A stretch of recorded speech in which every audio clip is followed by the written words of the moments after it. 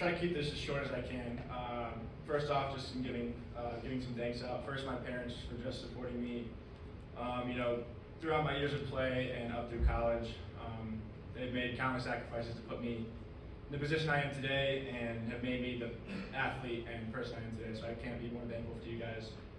I want to thank the coaches for recruiting me, and just always trusting in me and believing in me, and whatever, if we're in the season or off season or whatever the circumstances are. I built genuine relationships with all of you, and couldn't be more appreciative to walk into practice or meetings and have coaches like we do, to just work with every day. So thank you. And then I want to thank my teammates and especially the seniors just for making these past 4 years so much fun. I love playing football and I love the X's and O's, but it wouldn't be nearly as fun if I wasn't doing it with my teammates and best friends that I love for these past 4 years. So thank you guys. When people ask me why I chose to go to Case, I usually say something along the lines of to challenge myself at the highest level of engineering and compete at the highest level of football possible at the same time. And I think that's definitely a true statement. I faced a lot of adversity and it's very challenging, but it's also been very rewarding at the same time. Just football-wise, I've had 2 season-ending injuries and only really played 1 full game throughout my college career. It's hard to process that given the amount of time it takes to, that goes into playing football, how tough of a sport it is, and then how rigorous the rehab is coming back from an injury like ACL surgery. And hard not to say like, what if, what would my career look like if, I never gotten hurt, started my sophomore year, played 30 plus games. And again, that was just things I was dealing with in the moment when I got hurt this year. Very disappointing. But I think to think like that, you also have to challenge the other side. What if I never even came to Case in the first place, or played football in college and kind of just been a normal student, taking a little bit of an easier route?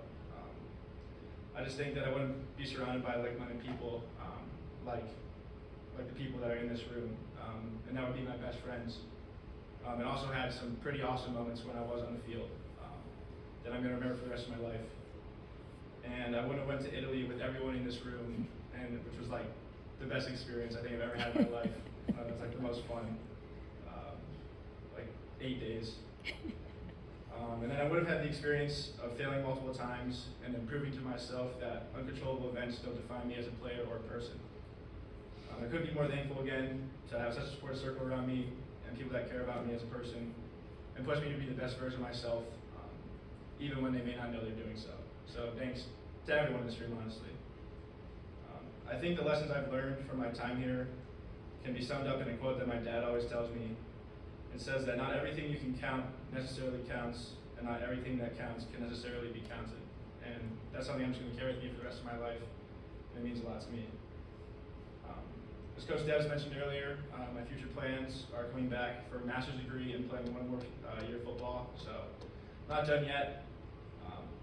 And as for passing my jersey down, I'm going to do it symbolically because, like I said, I'm coming back. But,